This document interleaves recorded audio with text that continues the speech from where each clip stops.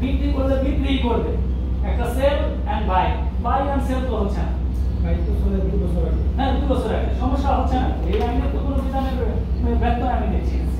সেগুলো সিদ্ধিতে বলবো এটা তো লক ফ্রি হয়ে গেছে, লক ফ্রি হ্যাঁ লক ফ্রি হলে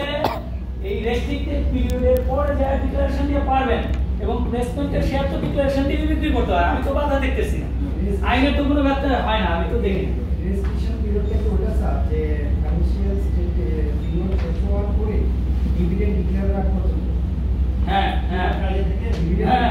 ওটা হলো রেস্ট্রিক্টেড পিরিয়ড, ওর মধ্যে পারবেন না, এরপরে পারবেন, কিন্তু একটা বাই আর একটা সেল আর বাই এর মধ্যে যদি কত হয় 6 মাস কম হয় পারবেন, টাকার প্রয়োজনে তখনও পারবেন, কিন্তু গেইন হলে গেইনের টাকাটা কমবে না, আর তো কোনো কথা শেয়ার হোল্ডার মানে কত হয় ব্যাংকিং এর ক্ষেত্রে স্যার শেয়ার হোল্ডারটা কত পার্সেন্ট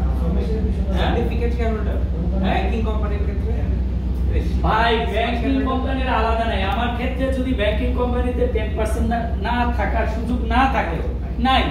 তাহলে সে ডাইরেক্টর হইলে তখনই সে আসবে, নাহলে তো আসবে শেয়ার হোল্ডারদের ক্ষেত্রে কোনো রেস্ট্রিকশন না, রেস্ট্রিকশন নাই, রেস্ট্রিকশন মানে 10% থাকলে তো রেস্ট্রিকশন হবে, 10% 5% আচ্ছা 5% এর বেশি যাওয়া যাবে না, নাই নাই নাই ওটা করতে তো স্যার 6 মান্থের বিষয়টা তো আসার কথা। যেহেতু আমার রেস্ট্রিকশন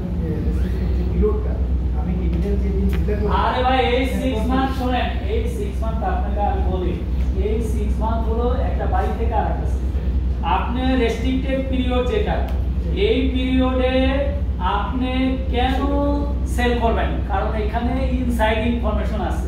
হ্যাঁ এই জন্য আপনার এটা রেস্ট্রিক্টেড, এটা তো বলেই দেওয়া হয়েছে কারা কারা পারবেন না, আপনার ওই রেস্ট্রিক্টেড পিরিয়ডে ইনসাইডার ট্রেডিং প্রহিবিশন রুল 2022 আপনি পড়েন, ইনসাইডারের কারা কারা আছে এরা এই টাইমে পারবে না, এটা এখন নিষিদ্ধ শেষ, সেটা কি শেয়ার প্লেসমেন্ট শেয়ার না কি শেয়ার এটা আমি দেখব না, আপনি এই সময় পারবেন না, শুধু এই এরপরে যদি এটা করতে চান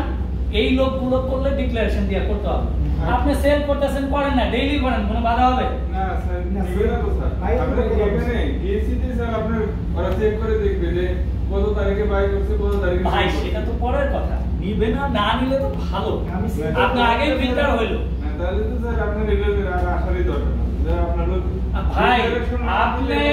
যেভাবে বলেন রেগুলেটর ওইভাবে ভাববে না, আইন যদি মানে সুযোগ দিলে ধরবে পরে, এসএসসি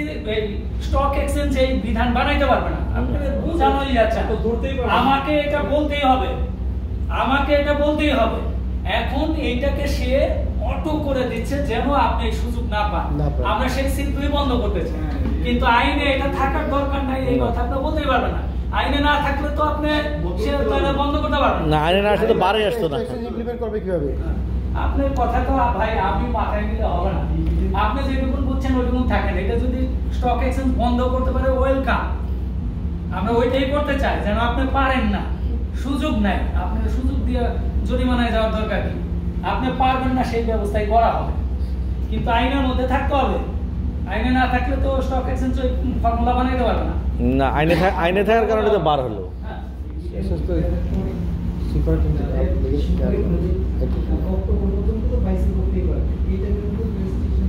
বাই সেল করতে পারবে, কিন্তু একটা সেল আর একটা বাই, এটা 6 মাসের কম গ্যাপ হলে প্রফিট হলে একটা বাই আর সেল থেকে তাদের কোম্পানির অ্যাকাউন্ট জমা দিবেন, শুধু এই টাইমের উপরে, হ্যাঁ এই আপনি যদি সেল করেন তাহলে তো 6 মাসের লস হলে নিজের, বাই করলে বাই করতে থাকেন, আপনার তো কোনো কথা নাই, কিন্তু একটা সেল একটা বাই এই দুটোর মধ্যে 6 মাসের গ্যাপ কম, সরি ভাই শেষ।